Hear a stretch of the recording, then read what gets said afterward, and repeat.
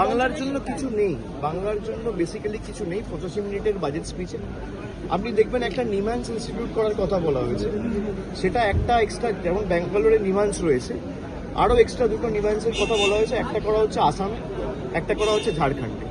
বাংলার একদিকে ঝাড়খণ্ড, একদিকে আসাম। ইস্টে আপনার হচ্ছে আসাম আর ওয়েস্টে হচ্ছে ঝাড়খণ্ড। মানে বাংলার মানুষের অসুবিধা হলে হয় ঝাড়খণ্ড যাও, নইলে আসাম যাও, বাংলায় করবো না। বাংলার মানুষকে অত্যাচারিত করে রাখে। বাংলার 10 কোটি মানুষকে যদি কেউ বাংলাদেশি বলে বা বাংলাদেশি মনে করে, সেটা এই দেশের প্রধানমন্ত্রী, এই দেশের স্বরাষ্ট্রমন্ত্রী, এই দেশের অর্থমন্ত্রী মনে করে। তারা বাংলার জন্য কোনো রকম কোনো বরাদ্দ বা কোনো রকম কোনো প্রতিকার বা আর্থিক প্যাকেজ বা সমাধান কিছুই আনেনি এ বাজেটে।